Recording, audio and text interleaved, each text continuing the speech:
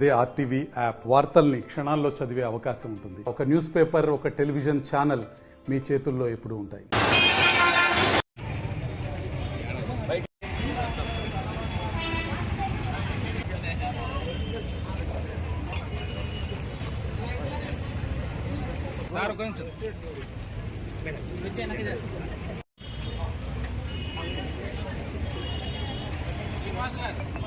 Good morning sir. ప్రవర్తనతో అరికట్టడంలో తోటి వారికి కలిగించి వారిలో చైతన్యం కలిగిస్తానని జై హింద్. డిసెంబర్ 1వ తేదీన ప్రపంచ ఎయిడ్స్ దినం సందర్భంగా ప్రతిజ్ఞ చేస్తున్నాను. కలిగించి వారిలో చైతన్యం కలిగిస్తానని. ఆరోగ్యమే ముందు, ఆరోగ్యమే ముందు, ఎయిడ్స్ వద్దు. ఆరోగ్యమే ముందు, ఎయిడ్స్ వద్దు. ఆరోగ్యమే ఇక్కడ ప్రపంచ ఎయిడ్స్ డే దినం సందర్భంగా, వరల్డ్ ఎయిడ్స్ డే సందర్భంగా మరి ఇక్కడ ఈ కార్యక్రమం చేపట్టడం జరిగింది. గౌరవ మన జిల్లా కలెక్టర్ గారి ఆదేశాల మేరకు, అలాగే స్టేట్ డిహెచ్, అలాగే సెక్రటరీ మేడం ఇన్స్ట్రక్షన్స్ ప్రకారము మేము ఈరోజు ఈ ప్రోగ్రామ్ మంచిర్యాలలో జీజీహెచ్ దగ్గర స్టార్ట్ చేయడం జరిగింది.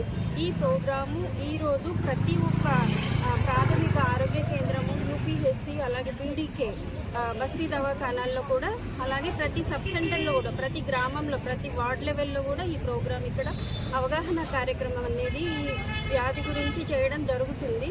ఇది మెయిన్గా బ్లడ్ ట్రాన్స్ఫ్యూజన్, అలాగే సెక్షువల్ ట్రాన్స్మిషన్ వల్ల వస్తుంది, ఒకరి నుంచి ఒకరికి వస్తుంది. వైరల్ ఇన్ఫెక్షన్స్ ద్వారా హ్యూమన్ ఇమ్యూనోడెఫిషియన్సీ వైరస్ అని ఉంటుంది. అలాగే ఇంకా రకరకాల ఇన్ఫెక్షన్స్ కూడా వస్తుంటాయి. మెయిన్గా రక్తం ఎక్కించే ముందు కూడా టెస్ట్లు అనేవి ఇప్పుడు 100% చేయించడం జరుగుతుంది. అలాగే గతంలో సిరంజెస్ కూడా, నీడిల్స్ ఒకరికి వాడింది ఒకరికి ఉండేవి, కానీ దాదాపుగా ఒక 30-40 ఇయర్స్ నుంచి కూడా డిస్పోజబుల్ నీడిల్స్, అలాగే సిరంజెస్ అనేవి యూజ్ చేయడం వల్ల ఇటువంటి వ్యాధులు అనేవి క్రమేపీ తగ్గడం జరిగింది. కానీ ఇంకా అవగాహన రావాలి. అలాగే ప్రివెంటివ్ మెజర్స్ రాకుండా ఉండడానికి ఆచరించాల్సిన పద్ధతులు, ఖండం లాంటివి, అలాగే మరి ఓన్లీ ఒకరిని మాత్రం వివాహం చేసుకోవడం, అలాగే ఇతర సంబంధాలు లేకుండా ఉండడం, ఒకవేళ పొరపాటున వేరే ఇతర కారణాలతో ఇన్ఫెక్షన్ వచ్చి ఉంటే వెంటనే టెస్ట్ చేయించుకోవడం.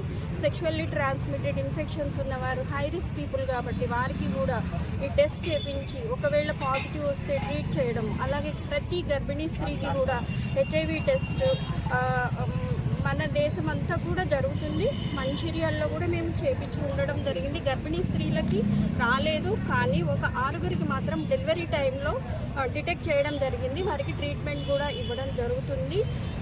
సో ఈ వ్యాధి గురించి మేము ఈరోజు చేసే కార్యక్రమం కాదు, ప్రతిరోజు కూడా కళాజాత బృందాలు కలెక్టర్ గారి ఆధ్వర్యంలో వారి ఆదేశాల మేరకు కూడలి ప్రాంతాలు ఎక్కువ, అంటే ఇప్పుడు మార్కెట్ ఏరియాస్, ఈవెన్ కొన్ని రద్దీ ప్రాంతాల్లో కూడా ఈ వ్యాధి గురించి అవగాహన అనేది చేయడం జరిగింది. అలాగలోనే ఏఆర్టీ ట్రీట్మెంట్ అనేది, అంటే హెచ్ఐవి సోకిన వారికి ట్రీట్మెంట్ అనేది అందుబాటులోకి వస్తుంది. అలాగే మనకి ఈ వ్యాధి సోకిన వారికి గవర్నమెంట్ నుంచి ఆసరా పెన్షన్ 2016 రూపాయల చొప్పున కూడా